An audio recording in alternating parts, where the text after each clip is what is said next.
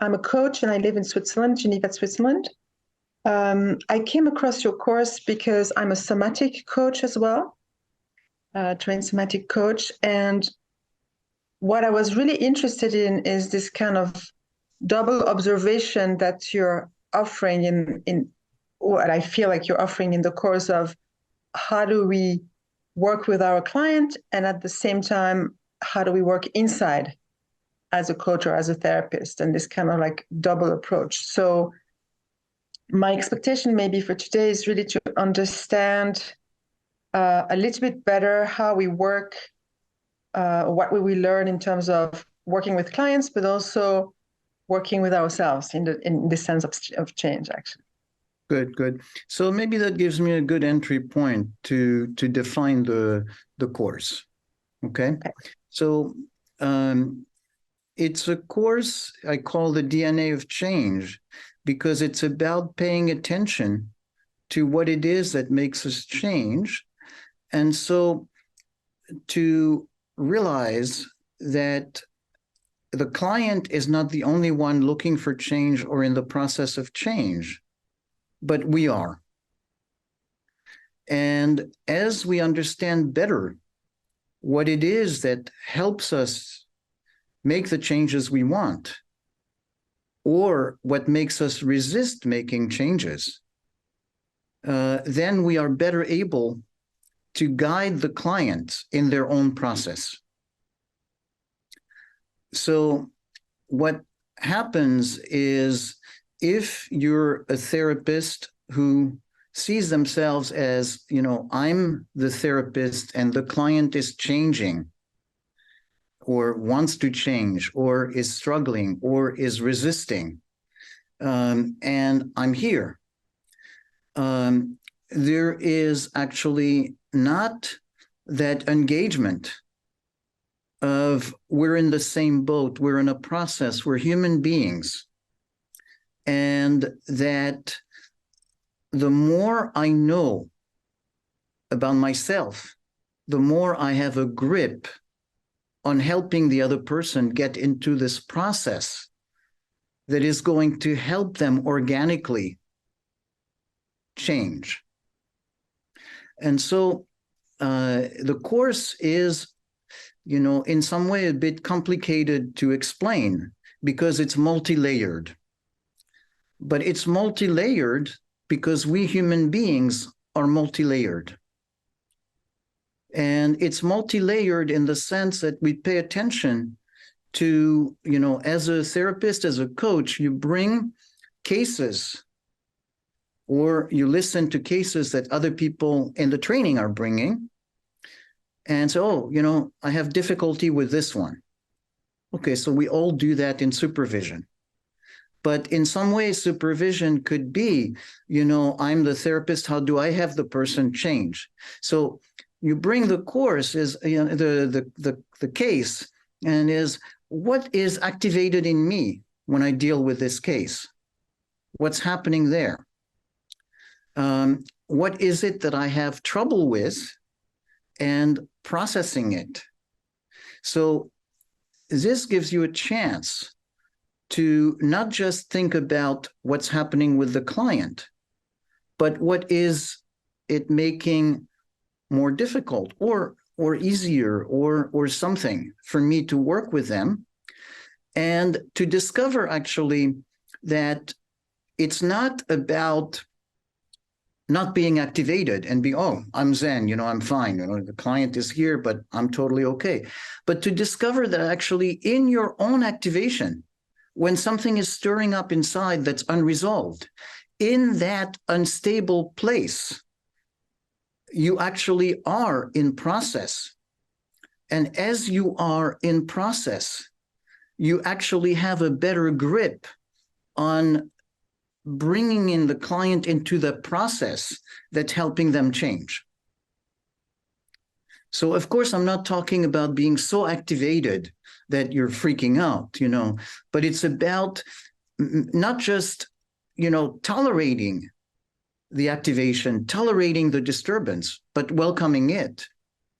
Because it's in that place, where you're a bit in that instability, that you are dealing with how to be both in the instability, but finding your center and connecting with that and bringing the client to that process. Okay. Now, if that was not enough, in addition to these two layers, we have a third layer in the course. And that third layer is focusing. So there are people who are coming to take this who know focusing really well, and there are some who don't at all, and there are some in the middle, and there's all kinds of varieties. And it's okay. This is not about you have a prerequisite for doing this or for doing that. But what we're doing is using focusing in the course as a method of being connected with inner experience and interpersonal experience. And it's not that as the therapist, you know it, and you're just, kind of spreading the wisdom from your goodness of your heart to the struggling client, but you're actually exploring in the course different areas, different entry points into this process of focusing so that you become more familiar with it, using it in the heat of the action on both yourself and the client. Okay? And so when I describe it this way and you hear it that way, you might feel, oh my God, 1 layer, 2 layers, 3 layers, it's too much. The beauty of it is actually, as we do it, it feels very natural, okay? Intellectually, if you start thinking of it, it's like, oh, when I walk, I put one foot first, the other foot, or when I ride a bike, it's so complex. But the doing it means engaging with it, practicing it, and that feels very natural and organic, okay? And that's why it's an experiential training, so that you absorb it by doing it mindfully. Thank you for that. It really resonates for me on many levels. In the therapeutic space, there seems to be a lot of the trainings are about doing things to the client, teaching the client things, helping the client see things differently. And so this is the interaction first, yeah? Mm-hmm, mm-hmm. And that feels like a missing puzzle piece. So that, just wanted to share that really resonates. Yeah. There's something that's happening in the interaction, and to say, as human beings, we don't live in some kind of artificial isolation. Nothing exists in isolation. We live in interaction. So it's not about removing interaction, but it's about managing interaction. And so what's happening is we as therapists help the client manage the interaction and practice how they function in interaction. And we ourselves are in the middle of that interaction. We're not, outside from some kind of a remote planet observing it from the outside. Yeah, just in general. So for me, personally, I have challenges with what's called a felt sense. So when I'm asked to find a felt sense, I'm not sure what I'm looking for. And so I guess I was asking, is this the right course for me? Perhaps this is too advanced for me. Perhaps I'm not quite there yet. Maybe I need to have that sense of a felt sense more, integrated before I actually do this course. So, and I think you mentioned in your reply that there is no formula. I maybe just to summarize it, there's no thing called a felt sense necessarily. It's about finding the avenue organically. That's a very nice way. Very nice way to summarize it. So I want to take it that your question is about, well, all this work relies on the felt sense. And if you have ever heard of focusing, you hear people swearing by the felt sense, and that sense that, oh, if you're not able to find your felt sense, then, you know, you need to do remedial work until you get there. And only then will you be able to reap the fruits of it. Okay. And I really disagree with that. And I have a lot of experience with focusing. And I have sometimes find myself in situations where I cannot access my felt sense. Okay. So it's an illusion to think, okay, you first get there and then and only then does it proceed. It's really very important to say what's important there is how you are in a place where change is possible, which is why I call the course the DNA of change. You know, it's not about here's how to access your felt sense or here how to process your felt sense, but here how to put yourself in a place where your organism, your whole being, accomplishes what, you know, millions of years of evolution have helped our ancestors, even before they became human, you know, function in interaction in the world. So we, you know, and much less sophisticated ancestors, you know, than humans have survived and evolved in the world because of their ability to sense what's happening, but their sensing is not translated into words or into the experience. They're sensing it and their body reacts to it and makes things happen.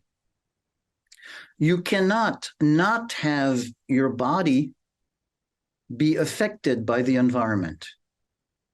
It's the same thing as if you're saying, you know, I am not feeling my heart beat. So does it mean my heart is not beating? Well, you might not feel it, but it's beating. And if it's not beating, then you don't have a voice to ask that question because you're dead. Okay? So if you're a live human being, all the stuff, you know, the bottom-up processes are happening in your body, whether you're aware of them or not. And as they are happening in your body, they are influencing how you perceive the world, again, whether you're aware of it or not.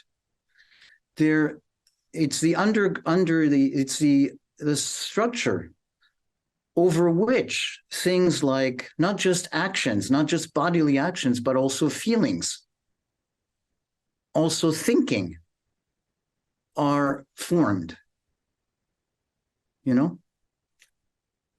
So the thing that's really important to do is to say, whether I'm in touch with it or not, it's happening.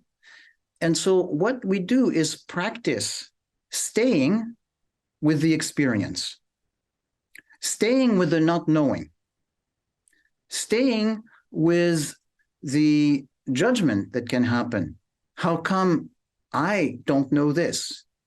You know, you've mentioned you do yoga, you're able to do stuff with sensing. How come even I doing this, I'm not able to sense my experience? All of this is part of the experience. As you're sensing it and you become able to redirect your mind from self-criticism or self-doubt to actually observing what is, then you start to become more proficient at noticing the subtle nuances.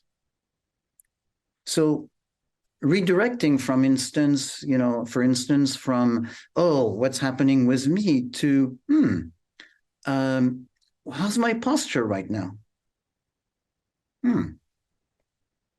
and you notice kind of maybe your shoulders are shaking a little bit as you're moving. You reorient. Oh, I have a body. Okay. Where's my emotion in my body? I don't know. Where, gee, are my feet touching the ground? Okay. Great. Right now, I'm not able to feel my emotion. That's okay. What's happening with the client, by the way? Here I am. I was in my own journey. When I'm in my own journey, I'm not noticing the client. What's happening to them? Oh, client is slouching in the chair. Okay. And curious about that. What happens if I say this or that? What happens when I engage with the client? And then coming back to, I'm more alive now that I'm engaging with the client. Okay. So I just want to give you a sense of how this is about engaging in the interaction in a mindful way is how you learn to better understand the interaction for yourself and then able to guide the client into it. Well, I'll just say thank you. I felt myself big sigh when you were speaking, and I feel like that is signaling relief. That there's By the way, you notice how this is how you're in touch with your body. Yeah. As you hear it, you hear the sigh, say, oh, this is release. Okay. You're there. Yeah. Thank you. Thank you. So I'm going to share that cartoon with you.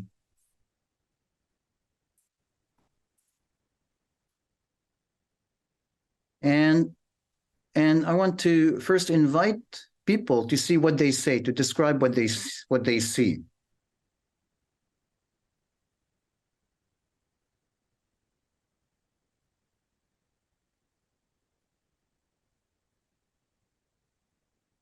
Anybody wants to describe it? I'm not seeing everybody, by the way, because the screen is shared. So if somebody wants to speak, please go and speak. Don't wait for me to say go ahead.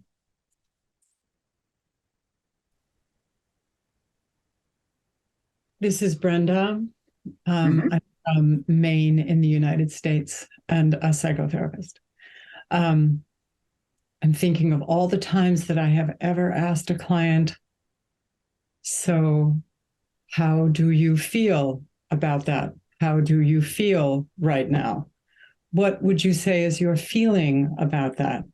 And they say back, I feel that I'm probably not good enough. I feel that that was a situation in which I was a failure. And, I want to hold them and help them to know that they just reported on some thoughts and that together we could find that bottom-up experience of what they know to talk about because they think about. It's a wonderful process because for most people, feeling is not other than like hungry, rage, tired. They don't live in their feelings. They don't live in their body. Yeah, thank you. Thank you. I want to invite other people to see what you see, including just simply describing the image. How would you describe this image? Or, as Brenda did, what does it evoke for you? So it's a broad question. Hi, this is Sakina again from Switzerland. What I see, the first thing that I saw was the asymmetry in the position of the person asking and the person with the yellow head or blonde hair. And it triggered instantaneously like a reaction of thinking, I do ask this question every session with the client. Where do you feel that in your body? And I just realized that I might not be on the right position. I'm maybe asking it from an upper position instead of being at the same level when I ask this question. So that's what came up for me, like in the first second, intuitively. Wow. Very interesting. Very, very interesting. Wonderful. So, again, if you're not answering, I mean, I would hope from, say, another person to describe what they see or how what it evokes for them. But even if you decide not to share it, I'm inviting you to kind of ask yourself, what does it bring up? What memory does it bring up? Is there a positive one? Is there a critical one about myself, about clients? Okay. And to welcome the entry of emotions into it. Anybody else wants to describe what they see? This is Catherine. I could share. Mm-hmm. What it evokes for me is the James Joyce opening to his book, Mr. Duffy lived a short distance from his body, which is always, when I read that originally, it was like, whoa, that's my life. So a lot of like, where's the poor client's body? Disconnection. And the therapist is so empty in this image. Yeah. So you see how there's different ways to be perceiving this image. Okay. And so in itself, it brings us to our field. We're not in the business of objectivity. It's really, when we say intersubjective, is how the client perceives the world, how we perceive the world, how we perceive the client, how different situations are. And you can have somebody describing the therapist as very wise and embodied, and the client as a lost soul. But, I want to point out something. I also I want to come back to, several of you said I often say that to clients. Okay. And it may not be the best thing to say, but I want to say there's nothing wrong with asking directly. And I certainly ask that question myself. So what I want to be absolutely sure that I'm not, you're not taking from this discussion and what I'm going to say later to say, oh my God, it's a terrible thing to ever ask the client, what does it feel in your body? Okay. But I want to point out that maybe one reading of this cartoon is to say, here you have an embodied therapist and a disembodied client. Okay. And wow. Yes, it might be true for the first 30 seconds. But if after a couple of minutes, it's still in that situation, what the cartoon is represented is wishful thinking on the part of the therapist imagining themselves that they're embodied. So if you're a therapist and you ask your client, where do you feel that in your body? And the client is unable to access it, and you stay with that kind of smug feeling that I have access to my body and they don't, the client doesn't, you're not doing your job. Because what your job is to make a bridge to what the client, where the client is. So if you're staying there, not, with the client not being able to come into their body, and you insist, probably the better representation of what's happening is you would have nobody in the therapist and just the therapist head on the ground the same way as the client, and two disembodied entities, dealing with each other. And that's where sometimes happens when there is an insistence on, well, you have to be connected with your feelings, or where is it? And we stay with that. Okay. And, so how does the therapist then notice it, say, okay, so here I am. That client is kind of stubborn. They're resisting, or they're this, or they're that, or they're disembodied, or whatever. What's happening to me when I'm noticing that? Okay. Getting into the body of the client. Well, probably what that therapist would notice is at that moment, they're really connected to their shoulds, to their thoughts of how things should be, and not connected to their body. If a client if the therapist goes and, well, I'm feeling some tension here, why is it? What's happening here? You know, I'm kind of feeling based on past experience, based on, you know, right now I don't have access to my gut feelings. So essentially, I'm forced to resort to what I have, which is my intellectual training. So I'm not anti-intellectual. I love smarts. I love thinking. And the therapist might say, right now, I'm not feeling anything. But what I know from my past training is when I'm not feeling something, it means I'm in fear. And I know from my past training, from the process groups I've done, that my fear comes from the fear of disconnection. And I'm experiencing this situation as my client not playing with me instead of being connected with me. Ah, okay. So, you know, that helps me as a therapist come back a little bit to being a little more grounded, because then I'm connecting to past experience, you know? And so you notice that's why the process group that I'm offering is experiential. So you have a chance to experience yourself in situations that are difficult and see other therapists experience themselves in situations that are difficult, so that in moments that are difficult, and when your gut feelings are not able to be connected to the situation, you're able to draw on the conceptual knowledge.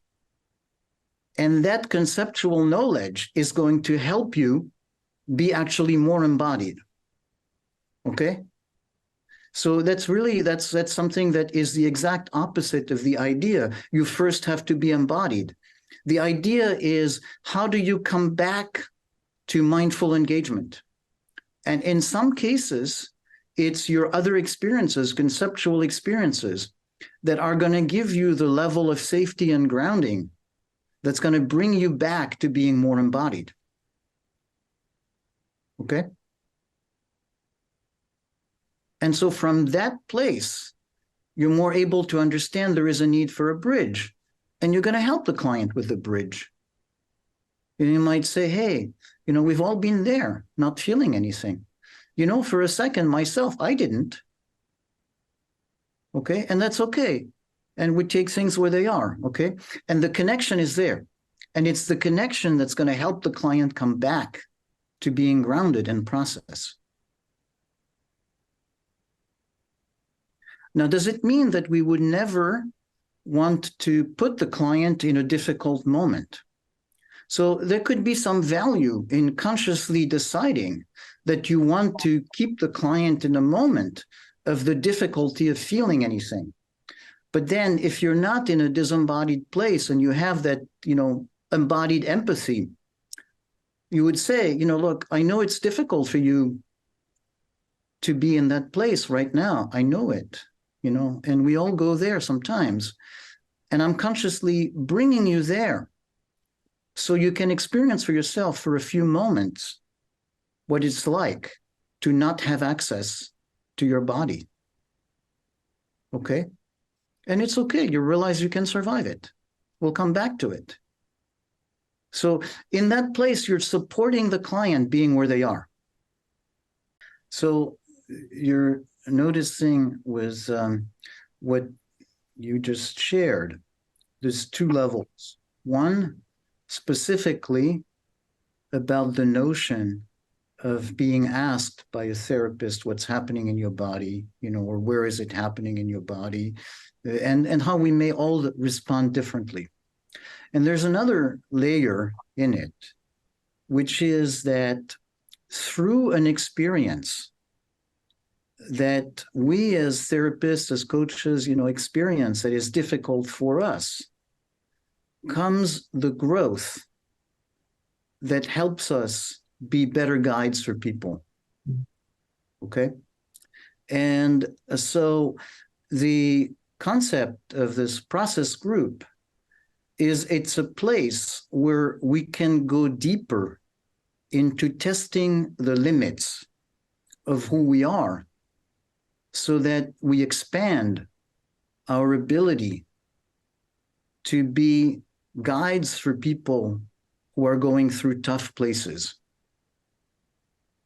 And it's not just that, say, you are having a difficulty about this or that issue, and then you're going to be able to better guide people around that issue. Yes, of course, it will help. But, your clients might have a difficulty with that issue in a different way than you are. Or your clients might have a totally different difficulty. But what this is about is having that sense that there is a value in staying in there, of having that, felt experience of being supported, staying in the difficulty and in the not knowing, and that there's a way to emerge from it stronger from it, to be enriched by that experience, that it's not an abstract concept. Okay? And so that's the value of the experiential learning. Serge, I really appreciate your reflecting back what I was trying to say. And that phrase, testing the limits of who you are, is just so powerful for me in this moment, especially in relation to that cartoon. It just nice. I like the way it makes me feel inside. Mm.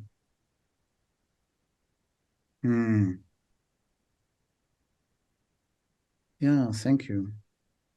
So let me just summarize your question to make sure that I heard it well. I think you're just saying, how is it possible to experience, to have an experiential understanding of a theory? That's correct. And why polyvegan versus any other theories? Sorry, and why? And why polyvegan versus well, it's primitive in the sense that it's exploring how we have developed as human beings, from but how does that understanding make the therapeutic experience better? Okay, so how does the experiential understanding of the theory make a therapeutic experience better? So, very simplistic example, but say there's the theory about it's important to be in touch with your feelings and to be in touch with embodied experience in order to make change. So if you just have an intellectual understanding of it, you say, so what I'm doing is I'm going to just ask the client, what's your feeling? What are you feeling in your body? What's happening? And stay there. If you have an experiential understanding of the difficulty of staying there and of what it might mean to different people, then you're going to connect more to the experience of the client and guide them, instead of saying, okay, you're in point A, go to point B. You're going to say, okay, so you see the client starting to walk and you relate to it and you say, oh, client is hobbling here and client is kind of moving sideways. And so you help them say, okay, here, I'm helping you, guide you a little bit. And you give them hands-on guiding that corresponds to the reality of their situation and of their experience, as opposed to some abstract notion of what they should be doing. Okay? And I want to go a little more to say, like I describe the situation, I use that cartoon, and that cartoon, you could say, allowed us to talk about the practicality of how to deal with feelings and things like that.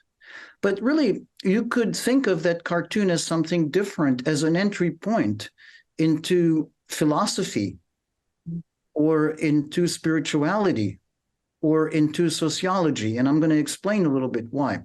You know, philosophically, what happens when you ask somebody or you just ask yourself, what's my relationship to my experience? You're reacting in a universe where mind and body are separate entities, and where the basic assumption, the model, is that the mind governs the body. Just like sociologically, that notion evolved, some say, in ancient Rome, where an owner could do whatever they wanted with a slave. So that concept became the owner is the soul, the mind, and the body is the slave. Okay? But it's an abstract concept. It doesn't mean anything. It's not real. You don't have a separate mind and a separate body. So we don't have language that captures what it's like to be a whole organism, to be an embodied mind.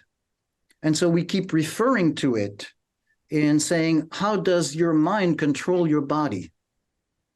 Okay? And this is realizing the limits of our words through the experience of noticing how bottom-up experience and what's happening in the body in an unconscious way is actually at the source of our feelings, but also of our thinking. And as we become more aware of it by living it, then we're able to see it more in our clients. And we're not reasoning from the place of, you know, I'm like the mind controlling my client, you know, but there's something, I'm dancing in the interaction. And as I am dancing in the interaction, I'm doing this and that, and I'm noticing that I'm doing this and that. The client dances differently. Okay? And so what it is instead of saying, well, the theory or the philosophy is interaction, the process group is a place where you practice what it's like to live in interaction and to be able to influence the interaction from a place that's not the dichotomy of there's the actor and the acted upon. But, you know, I'm in the dance. I'm being danced and I'm dancing and I'm changing. Okay? And when I'm describing it that way, it might seem, oh, wow, this is complex. But when you're doing it, you know, it's just like when you're swimming or riding a bike, you're doing it. Okay? If you think too much about what it's like to ride a bike or to swim, you sink or you can't bike. So this is something that you learn by doing it, that you practice by doing it. And then you discover that you already know a lot about it. So it's not about learning something totally new, but reinforcing something that's already in you in a way to make it more effective. So on a very nuts and bolts level, I work as a psychotherapist. Roughly speaking, I would say I'm fairly effective using a number of metrics. And I know that one of my biggest concerns is that I find myself feeling sad, despairing, discouraged, something shut down, because I end up with this experience of talking about the problem. It feels exacerbated by the teletherapy thing, but that might just be an overlay of mind trying to figure this out. Used to be a craniopsychotherapist. I'm a Buddhist. There's pathways. I have a fairly embodied life. So am I understanding that this is an offer that will allow me to break that trap, that the talking about the problem, like a place where I diminish myself, where that's all we're doing. This is an experiential process that is intended not to say, that's bad, yes, stop. However, I can attune myself in a way that will not keep punishing myself with that admonition. Is that what I'm hearing? Very much so. Very nicely described. I'm going to put it, I'm going to first summarize what I hear of your question to make sure that I hear you correctly, and then give you a perspective on it. But so essentially what I'm hearing you say is that as a therapist, it is frustrating to be essentially providing a space for people to talk about problems. And is there a way out of this frustration? Yep. So, yes. So I'm always careful when I give something to not try and be in the place to say, oh, look, that was bad. This is so amazing and shiny, and no problems exist everywhere, and you're going to become a different person, and the world is a different place. And, so, the point about it is before the training, you're a human being with your own history and limitations and everything. And after a training, you're still a human being with all your limitations and everything. So there's something that changes, and it's both subtle and big. Okay. And so what changes is that there is you're experiencing being in a process that is alive. So you might or might not have the client do something different. Yeah, probably something would be different. The client would be more in an experiencing mode. But both you and the client would be in a process that is alive, in the sense that what is happening is that moment by moment, your attention has a place to rest and a curiosity to rest on the physicality of the process in you and in the client. And that gives you a different grip on what's happening in the session. Just like image I have is, I'm not a rock climber, but you see a big cliff, and there are people who are able to climb, and some of them without a rope, just with their bare hands. And what they're doing is instead of, me from a distance, I just see the cliff and it seems like a smooth wall. And what they're doing as they're doing it is they're noticing that, oh, there's a tiny place where I can put my hand and put a grip. And once I have my grip, my hand here, I can move one foot and I find the place that has that. Okay. And what enables them to climb the wall is they have this moment-to-moment attention to all the little places where you can have a grip, and to whether it feels solid or not. And if it doesn't feel solid, they don't move. Okay? But except it's not with a wall. It's in a dance with the client. So I think in general, what would happen is that it's a different experience and a more interesting experience, where you are more engaged as a therapist and the client is more engaged, and there is a sense of, something coming alive between the two of you in the process.